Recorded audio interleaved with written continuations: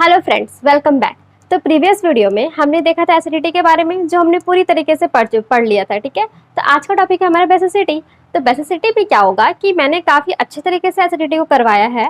तो बेसिसिटी पे क्या करूँगी, मैं डायरेक्टली अप्रोच करूँगी क्वेश्चंस को। ठीक है, पर फिर भी मैं कुछ बेसिक्स टर्म यहाँ पे लाऊंगी जिससे कि आपका जो भी डाउट है वो क्लियर हो जाए, और बहुत सारे क्वेश्चंस भी करेंगे हमारा, ताकि आपके डाउट धीरे धीरे क्लियर हो जाए।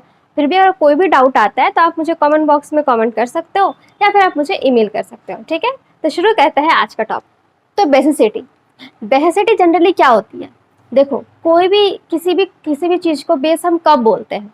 जब वो कोई चीज़ मतलब लोन पेयर को डोनेट करता हो, या फिर प्रोटॉन को एक्सेप्ट करता हो, मतलब H+ को एक्सेप्ट करता हो, तभी उसको हम उस कंपाउंड को हम लोग बेस बोलते हैं। राइट? तो यहाँ पे आप एक बात ये लिख सकते हो कि बेसिस, ठीक है, मतलब बेसिस क्या होती है? बेसिस होती है डोनेशन, मतलब lone pair donate lone pair. ठीक है, बेसिस जो होती है वो डोनेट करती है क्या? लोन पेयर को। ठीक है, लोन पेयर को, या फिर वो एक्सेप्ट करती है क्या? H+ को या फिर प्रोटॉन को। ठीक है, ये है हमारी कहानी बेस की। ठीक है, बेस की। अब देखो, अगर आपके पास यहाँ पे डोनेट लोन पेयर, इसका मतलब क्या हुआ? इसका मतलब ये हुआ कि आप पहले भी कोई भी कंपाउंड आपके पास मिलेगा, वो कितना जल्दी लोन पेयर को अवेलेबल करवाता है, उसको हम लोग बेस कहते हैं, है ना। जो जितना जल्दी से अच्छे से लोन पेयर को ये अवेलेबल कराएगा, वो उतना ही ज्यादा स्ट्रॉन्ग बेस होगा। राइट? तो देखो, जैसे कि हमारे पास एग्जाम्पल है वाटर और NH3 की, अमोनिया की। ठीक है, ये दो आपके पास एग्जाम्पल है, और हम लोग जानते हैं कि अमोनिया ज़्यादा होता है हमारे पास बेसिक नेचर। ठीक है, बेसिक नेचर जो अमोनिया की होती है वो ज़्यादा होती है। क्यों होती है? देखो, क्योंकि इसके पास लोन पेयर है ना, इसके पास दो लोन पेयर है। हालांकि इसके पास ज़्यादा लोन पेयर है, तो इसे जल्दी देना चाहिए था लोन पेयर, पर होता क्या है, नाइट्रोजन जो है उसको देना पड़ता है अपने लोन पेयर। क्योंकि देखो, इलेक्ट्रोनिगेटिविटी, जो लोन पेयर की अवेलेबिलिटी होती है ना, मतलब लोन पेयर के जो अवेलेबल होती है ना, वो डिपेंड करती है इसके इलेक्ट्रोनिगेटिव नेचर पे, एटम की इलेक्ट्रोनिगेटिविटी पे। तो यहाँ पे इन दोनों में से सबसे ज्यादा इलेक्ट्रोनिगेटिव कौन है? ऑक्सीजन है। ऑक्सीजन ज्यादा इलेक्ट्रोनिगेटिव है देन नाइट्रोजन के। तो ऑक्सीजन क्या करता है, ये इलेक्ट्रॉन को ना होल्ड करके रखता है, जाने के लिए नहीं देना चाहता है। ठीक है, जिसकी वजह से क्या होता है, इसकी जो लोन पेयर होती है ना, वो अवेलेबल नहीं होती है जल्दी से एज कम्पेयर टू नाइट्रोजन, जिसके वजह से हमारा जो नाइट्रोजन है ये इससे कम इलेक्ट्रोनिगेटिव है, तो ये फिर भी दया खा के दे देता है, जिसकी वजह से क्या होता है, ये हमारी सबसे ज्यादा बेसिक आती है नेचर में, और ये बेसिक नहीं होती है। समझ में आ गई बात? चलो ठीक है, अच्छी बात है, समझ में आ गई। तो यहाँ पे हम लोग जो टर्म डिस्कस करेंगे, जैसे कि हम लोग जनरली क्या करते थे एसिडिटी में अगर मैं बात करूँ, तो वहाँ पे टर्म था pKa, राइट, जो यहाँ पे हो जाएगा pKb। ओके, वहाँ पे हम लोग बात करते थे pH, ठीक है, और यहाँ पे हम लोग बात करेंगे POH। ओके, और वहाँ पे हो रही थी Ka, यहाँ पे हो जाएगी Kb। ठीक है, समझ में आ गई बात?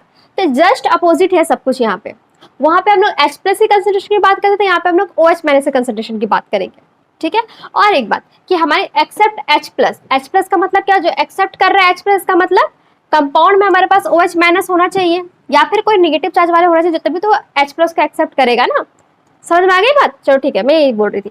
तो यहाँ पे तो मैंने जहाँ तक मैंने आपको बताया था कि बेसिसिटी जो होती है वो इनवर्सली प्रोपोर्शनल होती है एसिडिटी के, है ना, एसिडिटी के। राइट, मैंने ये बात आपको बताई थी कि जस्ट आप जो सब कुछ जितना पढ़े हो अभी तक एसिडिटी में, उसका जस्ट रिवर्स करोगे तो हमें बेसिसिटी मिल जाएगी उसकी। ठीक है, तो अगर मैं बात करूं, अगर मैं pKa की वैल्यू, वहां भी pKa पढ़ रहे थे हम लोग, यहाँ भी हम लोग जितना भी कंपाउंड देखेंगे ना, कहीं ना कहीं सबका pKa ही दिखेगा आपको।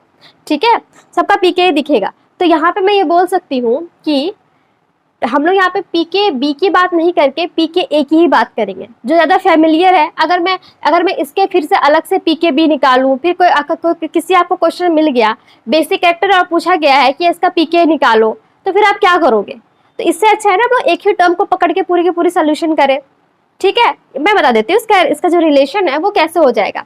अगर मैं बात करूँ pKa बी और इन सब की, तो क्या होता है, चूंकि हमारी जो बेसिसिटी है वो इन्वर्सली प्रोपोर्शनल है एसिडिटी के। लोग जानते हैं कि एसिडिटी जो होती है, एसिडिटी जो होती है वो इन्वर्सली प्रोपोर्शनल होती है पी के ए।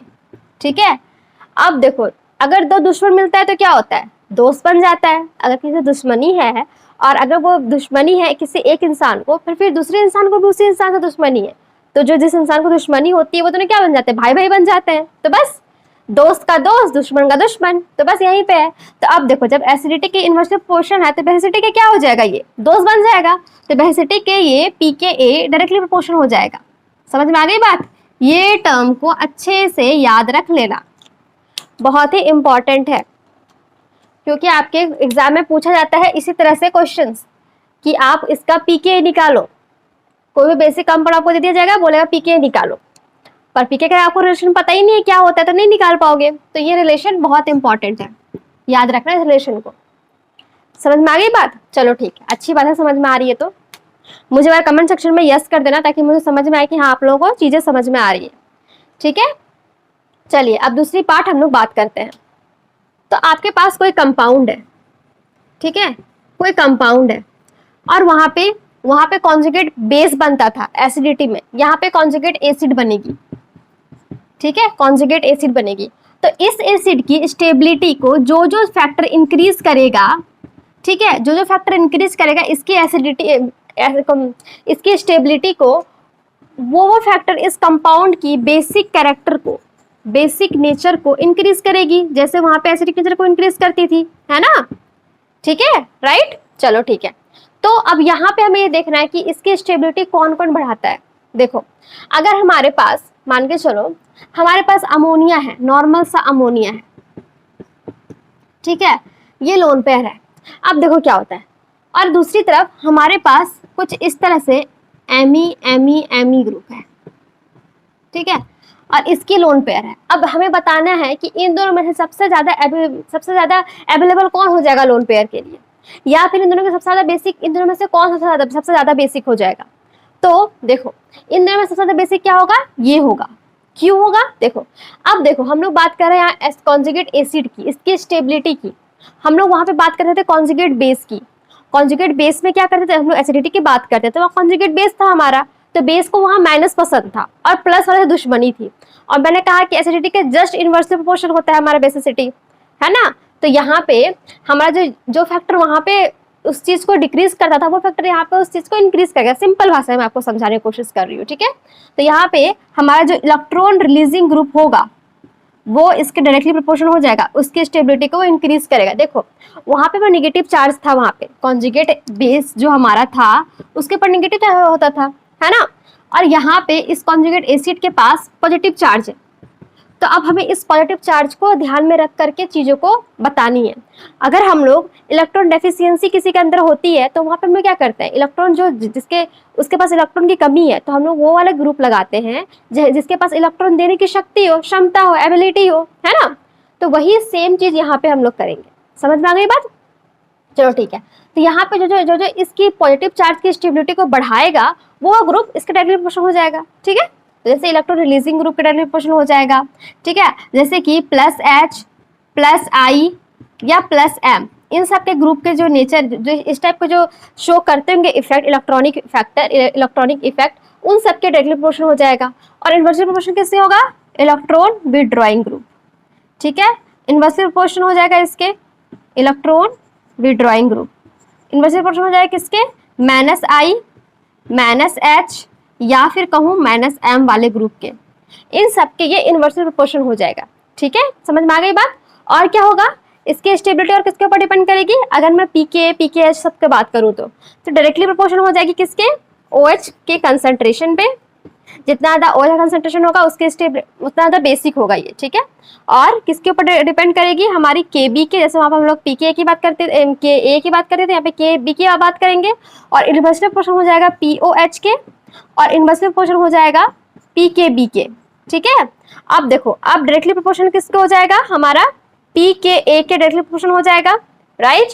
फिर हमारा डायरेक्टली प्रोपोर्शनल किसको हो जाएगा, PH का डायरेक्टली प्रोपोर्शनल हो जाएगा। जो वहां उसका दुश्मन था वो यहाँ इसका दोस्त हो जाएगा। समझ में आ रही है बात? समझ में आ रही है? गुड, अच्छी बात है, समझ में आ रही है तो समझ में आ गई बात। चलो, तो ये हमारे कुछ बेसिक फैक्टर्स हैं जिसके ऊपर ये डिपेंड करती है, और आपको ये चीजें पता होनी चाहिए क्योंकि इसके ऊपर क्वेश्चंस पूछा जाता है। ठीक है, इसके ऊपर क्वेश्चंस पूछा जाता है, तो आपको ये ध्यान में रखना इस चीज को। कुछ भी नहीं है, सिंपल सा बात है। जो उधर लगता था, जो वहां उसका एसिडिक नेचर में जो जिसका दुश्मन था, वो यहाँ पे आके इसका दोस्त हो जा रहा है, और कुछ नहीं हो रहा है। समझ में आ गई बात। चलो आप क्वेश्चंस बनाते हैं। जैसे कि आपके सामने ये प्रश्न है, मतलब ये क्वेश्चन है, ठीक है। तो यहाँ ABC सीक्वेंस में लगा हुआ है। अब आपको इसकी बेसिक कैरेक्टर बतानी है, मतलब कि इन तीनों में से सबसे ज्यादा बेसिक कौन है, ये आपको बतानी है। तो यहाँ पे क्या करना है, देखो मैंने अभी भी जस्ट बोला कि लोन पेयर, इलेक्ट्रोनिगेटिविटी, ये सब टर्म, जैसे इलेक्ट्रोनिगेटिव का टर्म आ रहा है वो साथ में लेके बहुत कुछ आता है। तो इलेक्ट्रोनिगेटिव का टर्म क्या साथ में लेके आ रहा है, परसेंटेज एस कैरेक्टर को। ठीक है, ये बिल्कुल मत भूलना। तो देखो ये हमें पता चल रहा है, साफ दिख रहा है, double single bond, double bond, triple bond. तो यहाँ पे हाइब्रिडेशन कॉन्सेप्ट आ चुका है। ठीक है, तो अगर मैं इसको बोलूं, अगर मैं इसका बोलूं, तो ये कौन सा हाइब्रिडेशन शो कर रहा है, ये हमारा sp3 है, ये हमारा sp2 है, और ये हमारे sp है। ठीक है, अब देखो जितना ज्यादा s कैरेक्टर उतना ज्यादा इलेक्ट्रोनिगेटिव एटम, है ना, यही होता है, राइट। तो देखो सबसे ज्यादा एस कैरेक्टर किस में हो रहा है, सिंपल सी बात है, हमें दिख रहा है sp। ठीक है, sp, उसका sp2, उसका sp3, सबसे कम एस कैरेक्टर यहाँ पर है। तो और इलेक्ट्रोनिगेटिविटी जब भी टर्म आ रही है तो मतलब वो लोन पेयर को खींच के रखता है, जिसमें ज्यादा इलेक्ट्रोनिगेटिव टर्म जितना उतना ही ज्यादा वो इलेक्ट्रॉन को खींच करके रखता है, मतलब लोन पेयर को खींच के रखता है, अपने पास जाने के लिए नहीं देगा। तो सबसे ज्यादा एस में होती है हमारी एस कैरेक्टर, या कहो तो सबसे ज्यादा एसपी हमारी इलेक्ट्रोनिगेटिव होती है। तो यहाँ पे जो लोन पेयर होंगे नाइट्रोजन के, ये अवेलेबल होंगे ही नहीं किसी को देने के लिए, बिल्कुल अवेलेबल नहीं होंगे किसको देने के लिए, क्योंकि इसकी इलेक्ट्रोनिगेटिविटी ज्यादा है। ठीक है, जब इसकी किसी की इलेक्ट्रोनिगेटिविटी ज्यादा होती है तो क्या होता है, तो इसके वजह से हमारी जो अवेलेबिलिटी ऑफ इलेक्ट्रॉन होती है वो कम घट जाती है, लोन पेयर की जो अवेलेबल जो नेचर होती है वो घट जाती है। तो हमारे यहाँ पे सीक्वेंस हो जाएगा, सबसे ज्यादा जो बेसिक नेचर शो करेगा वो होगा sp3, फिर होगा sp2, और फिर होगा sp। समझ में आ गई बात कैसे होती है। ठीक है, समझ में आ गई, गुड, आ गई तो अच्छी बात है। अब जैसे कि आपके सामने ये एग्जाम्पल है, ठीक है। अब आप इन दोनों में से बताओ कि इन दोनों में सबसे ज्यादा अगर इसको ये A है और ये B है, सबसे ज्यादा बेसिक नेचर किसका होगा, सबसे ज्यादा बेसिसिटी किसकी होगी।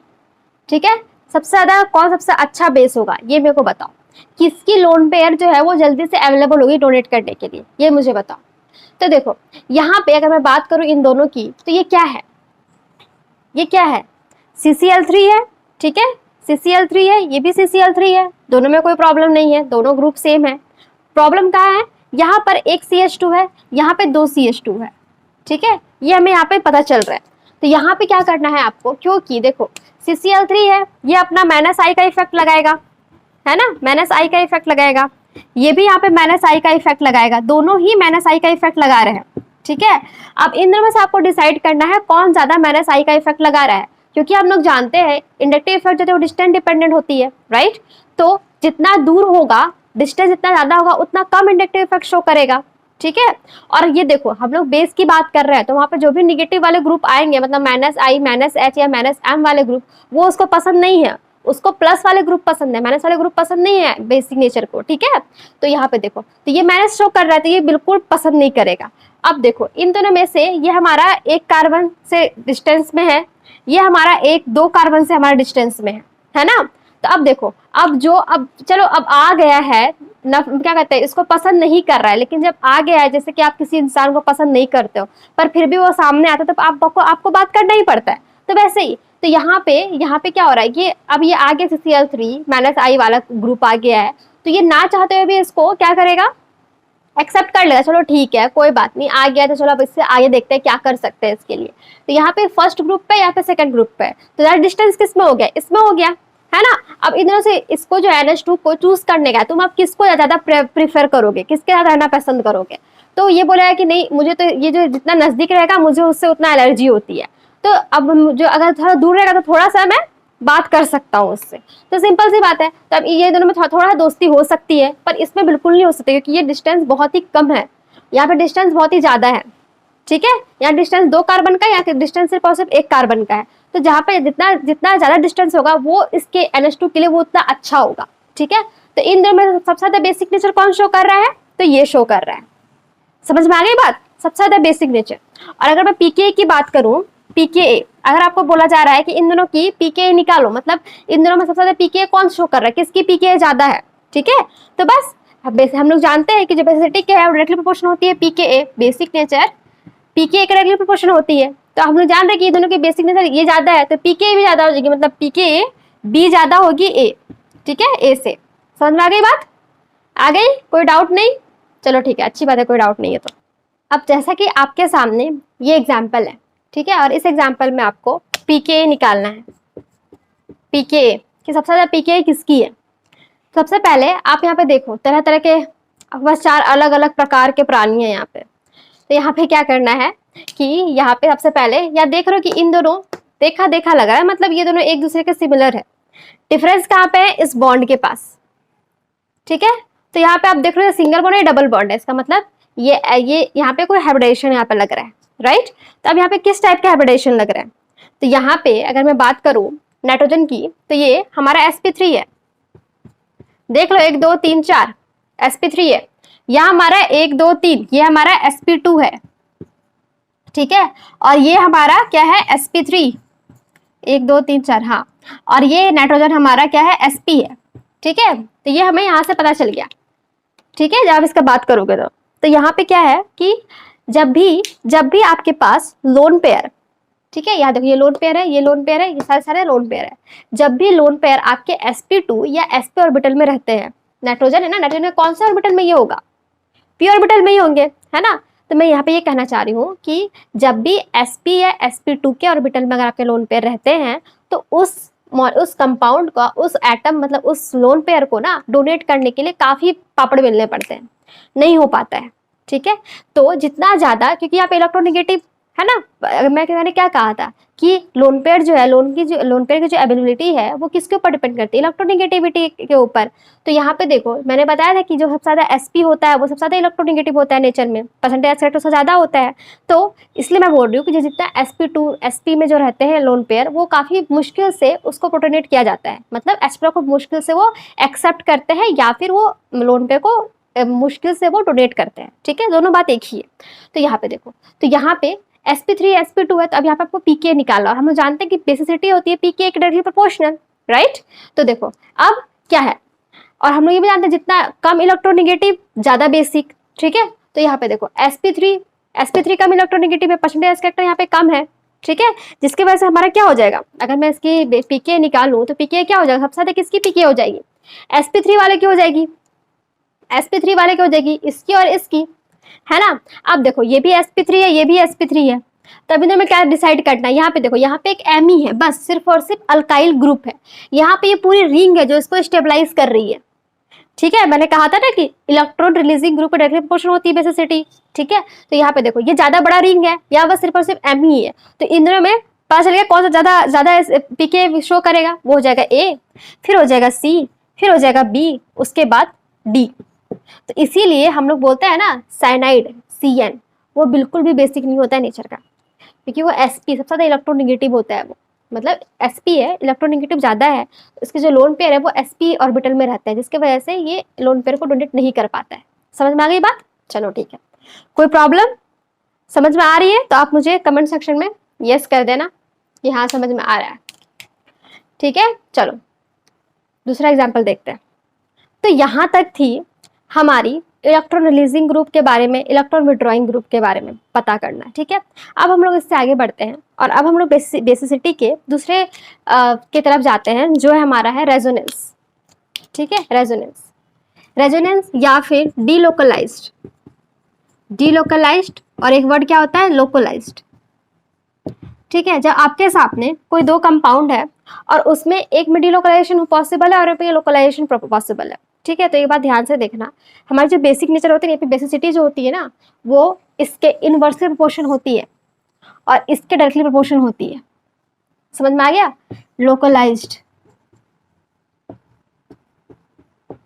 लोकलाइजेशन के डायरेक्टली प्रोपोर्शन होती है और डीलोकलाइजेशन के इनवर्सली प्रोपोर्शन होती है, ठीक है। क्या होता है, रेजोनेंस जितना ज्यादा होगा, देखो मैं इसकी बात करूं अगर NH2, ठीक है, ये हमारा क्या है, एनिलीन।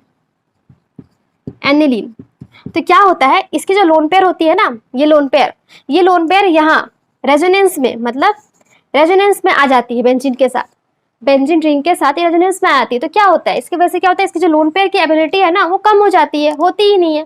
यहाँ पे कोई प्रोटेक्शन अवेलेबल नहीं है कि किसी की जो लोन पेयर है किसी को डोनेट नहीं कर सकती है। समझ में आ गई बात। तो इसीलिए जितना ज्यादा रेजोनेंस होता है वो उसकी बेसिक नेचर को ना उतना डिक्रीज करता है। ओके, समझ में आ गई बात। और एक बात, ये कोई एरोमेटिक अमीन रहे, ये भी तो अमीन ही है NH2, ठीक है। अगर आपके पास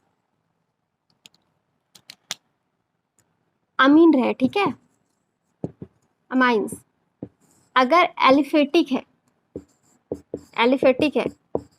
मतलब चेन में है, एलिफेटिक अमीन्स है या एरोमेटिक है, तो इन दोनों में से बेसिक नेचर किसकी ज्यादा होगी, किसकी ज्यादा बेसिक नेचर होगी। मान के चलो ये यहाँ पे CH3 CH2 और ये NH2 है, राइट। और यहाँ पे जो मैंने अभी भी एग्जाम्पल लिया आपका वो यहाँ है, ठीक है। अब इन दोनों में से सबसे ज्यादा बेसिक नेचर किसकी होगी, तो सबसे ज्यादा बेसिक नेचर होती है इसकी, क्योंकि मैंने अभी भी कहा आपसे कि इसकी जो लोन पेयर है वो अवेलेबल नहीं होती है, क्योंकि ये रेजोनेंस में चली जाती है, ठीक है, रेजोनेंस में चली जाती है बेंजीन के पास। पर इसकी जो है, इसकी तो आराम से ना, यहाँ पे कोई ऐसा ग्रुप नहीं है जो इसको रेजोनेंस मतलब जो इसके लोन पेयर को ले सके, कोई ग्रुप नहीं है। तो इसकी जो लोन पेयर है वो अवेलेबल है ना किसी को डोनेट करने के लिए, ठीक है। CH3 CH2 ग्रुप है तो और इसके लोन पेयर को इंक्रीज करती है, इनहेंस करती है इसकी, ठीक है, डोनेशन को। समझ में आ गई बात। तो इसके वजह से एलिफेटिक एमीन्स होती है वो बेसिक नेचर ज्यादा शो करती है as compared to aromatic amines. समझ में आ गई बात, चलो ठीक है। तो आपके सामने ये 4 एग्जाम्पल्स हैं, ठीक है। देखो अभी हमने बात की क्या, अमीन्स के बारे में, एक एरोमेटिक और एक एलिफेटिक, ठीक है। अब एलिफेटिक में हमें ये देखना है कि उसकी बेसिक नेचर किस किस के ऊपर डिपेंड करती है, कौन कौन से ऐसे फैक्टर है जो इसकी जो बेसिक नेचर को वो कंट्रोल करते हैं, ठीक है। तो यहाँ पे मैं आपको बता दूं कि ये हमारा क्या है, NH3 ग्रुप है, ठीक है। ये हमारे यहाँ पे कोई एक R ग्रुप जड़ गया, 2 R ग्रुप 3 R ग्रुप, ठीक है। तो R ग्रुप मतलब कार्बन एटम ही है, मतलब अल्कली ग्रुप यहाँ पर, अल्काइल ग्रुप है, सॉरी अल्काइल ग्रुप यहाँ पे अटैच है, ठीक है। तो यहाँ पे क्या है कि अगर देखो, अगर मैं ये कहूँ कि नाइट्रोजन अगर एक कार्बन से जुड़ा है तो इसको हम लोग 1 डिग्री कहते हैं। नाइट्रोजन अगर 2 कार्बन से जुड़ा है तो इसको हम लोग 2 डिग्री कहते हैं। और नाइट्रोजन अगर 3 कार्बन से जुड़ा है तो इसे हम लोग 3 डिग्री कहते हैं, ठीक है। तो यहाँ देखो, ये एक R है तो ये 2 डिग्री, सॉरी 1 डिग्री, ठीक है। यहाँ पे 2 R है तो ये 2 डिग्री, यहाँ पे 3 R है तो ये 3 डिग्री, और ये हमारा कुछ नहीं जुड़ा तो 0 डिग्री को बोल देते हैं ऐसे, ठीक है। समझ में आ गई बात। तो अब इनकी बेसिक नेचर आपको बतानी है कि इनकी बेसिक नेचर क्या होगी, कौन सबसे ज्यादा बेसिक होगा नेचर का, ठीक है। अगर हम यूं कहें कि हमारा यहाँ NH3 है, इसकी तो हमेशा से अवेलेबल है इलेक्ट्रॉन, सारे में अवेलेबल है इलेक्ट्रॉन, ठीक है। लोन पेयर अवेलेबल है डोनेट करने के लिए, या फिर कहूँ H+ को एक्सेप्ट करने के लिए ये लोग तैयार बैठे हुए हैं, ठीक है। अब बात ये करनी है कि कौन सबसे ज्यादा H+ या फिर लोन पेयर को डोनेट करेगा, ठीक है। H+ को एक्सेप्ट करेगा और लोन पेयर को डोनेट करेगा, दोनों एक ही बात है, ठीक है। तो यहाँ क्या है कि मैं इसलिए बार बार बोल रही हूँ H+ को एक्सेप्ट करना और लोन पेयर को डोनेट करना, ताकि आपकी आदतें इस चीज में लगे। क्योंकि अगर आपसे क्वेश्चन इंटरव्यू वगैरह में कहीं भी पूछ दिया तो कंफ्यूज ना हो, दोनों एक ही बात है। समझ में आ गई बात, चलो ठीक है। तो यहाँ क्या होता है कि ये 1 डिग्री 2 डिग्री 3 डिग्री हो गए। अब मैं ये बात कर रही थी, तो यहाँ पे ये बात है कि यहाँ पे इसको तो कोई यहाँ पे कोई इलेक्ट्रॉनिक फैक्टर नहीं लग रहे, पर यहाँ पे देखो, अगर इन सबको मैं CH3 से रिप्लेस कर दूं, ठीक है, तो यहाँ CH3, यहाँ 3 CH3, यहाँ पे 2 CH3, ऐसे करके, तो ये अल्काइल ग्रुप है। तो ये क्या कर रही है, इसकी जो लोन पेयर है इसकी और एबिलिटी को बढ़ा रही है। इलेक्ट्रॉन रिलीजिंग ग्रुप ही तो है, ये इलेक्ट्रॉन रिलीजिंग ग्रुप है, और electron releasing group basic nature के डायरेक्टली प्रोपोर्शनल होती है। तो ये सबसे ज्यादा इलेक्ट्रॉन रिलीजिंग ग्रुप कहाँ पर है, 3rd में है ना, सबसे ज्यादा इलेक्ट्रॉन रिलीजिंग ग्रुप यहाँ पर है। तो और ये क्या लगा रहा है, इलेक्ट्रॉन रिलीजिंग ग्रुप है, तो ये +I लगा रहा है, +I का इफेक्ट लगा रहा है, ठीक है, +I का इफेक्ट लगा रहा है।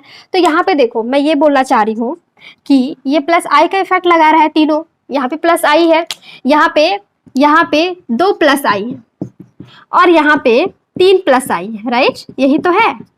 यहाँ पे 3, यहाँ पे 2 और यहाँ पर 1 +I। जितना ज्यादा इलेक्ट्रॉन रिलीजिंग ग्रुप होता है, किसी ग्रुप के ऊपर जिसका हम लोग को बेसिक नेचर देखना है वो उतनी ज़्यादा बेसिसिटी शो करती है। तो इन तीनों मैं कहूँ इंडक्टिव इफेक्ट को अगर मैं लेके चलती हूँ, इंडक्टिव इफेक्ट अगर मैं लेके चलती हूँ तो इसकी क्या होगी बेसिसिटी हमारे सबसे ज़्यादा फोर्थ शो करेगी, फिर थर्ड शो करेगी, फिर सेकेंड और फिर फर्स्ट। ये तो होगी इसकी इंडक्टिव इफेक्ट अगर मैं इंडक्टिव इफेक्ट कंसिडर करूँ तो। पर यहाँ पे एक बात ये भी बताओ कि ये तो हमारी बात हो गई। दूसरी बात कि अगर यहाँ पे अगर यहाँ पे एक है, अगर किसी को मैं डाल रही हूँ, अगर मैं इसकी बेसिसिटी नेचर डाल रही हूँ, वहाँ पे कोई सॉल्वेंट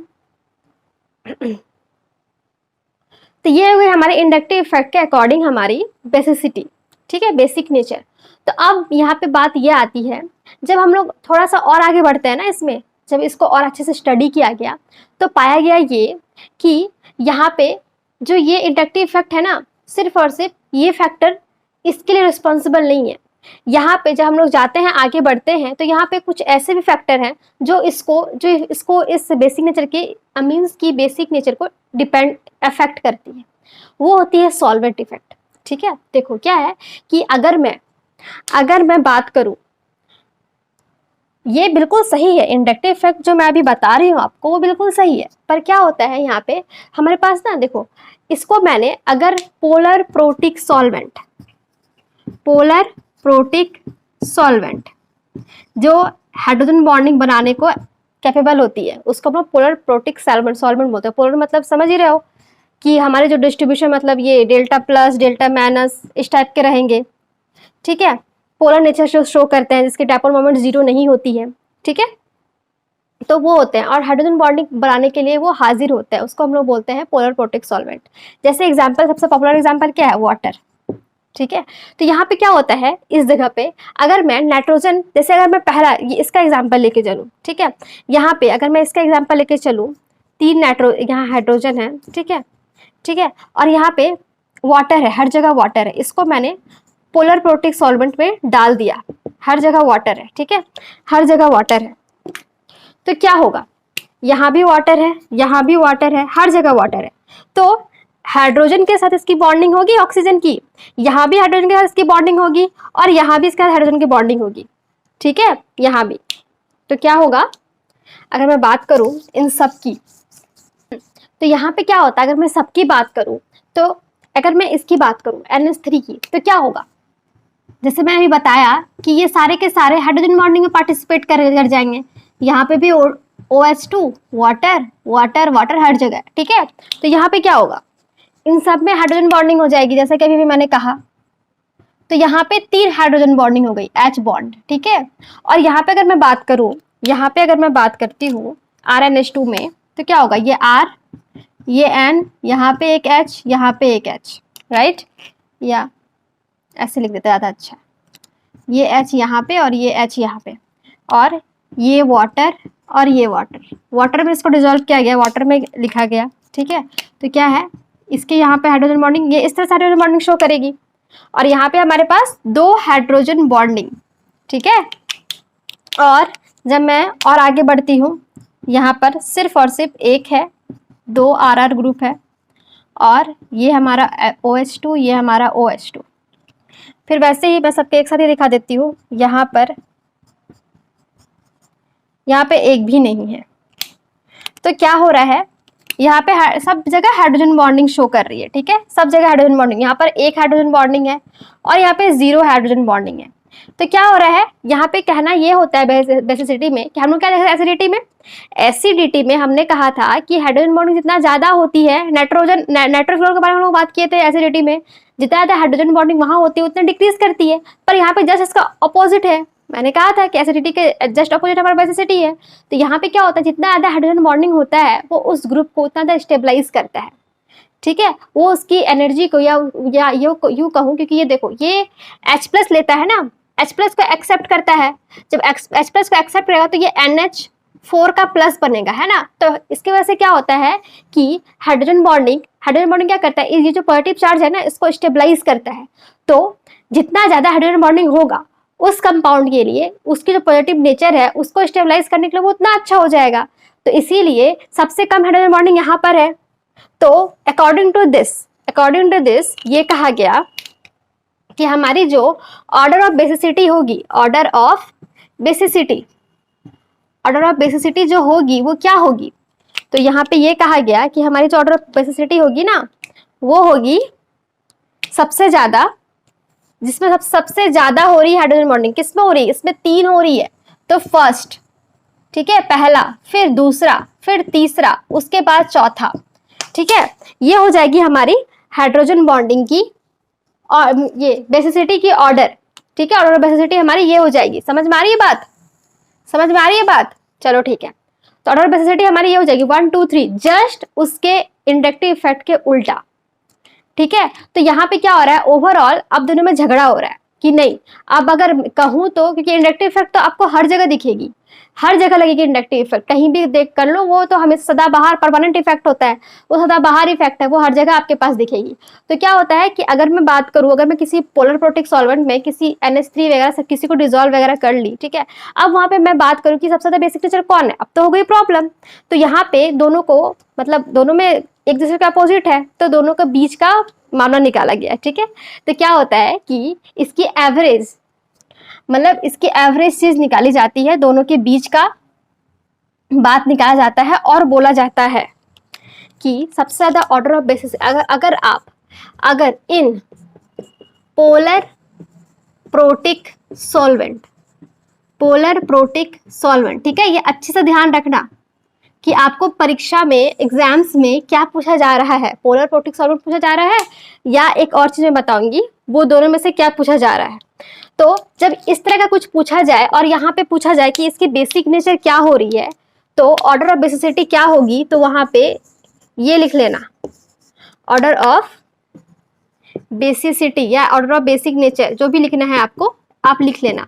ऑर्डर ऑफ बेसिसिटी क्या हो जाएगी, तो यहाँ पे ऑर्डर ऑफ बेसिसिटी होती है 21 30, ठीक है, मतलब 2 डिग्री, 1 डिग्री, 3 डिग्री और फिर 0 डिग्री, ये होती है हमारी बात। समझ में आ गई बात। ओवरऑल क्या होती है 21 30, ये याद रख लेना बस कि पोलर प्रोटिक सॉल्वेंट अगर आपसे पूछा जाए तो ऑर्डर बेसिसिटी 21 30 होती है, ठीक है, 21 30 होती है। अगर यहाँ पर, हाँ 21 30 होती है, ठीक है, यहां तक कोई प्रॉब्लम नहीं, अच्छी बात है। तो ये थी इसकी कहानी।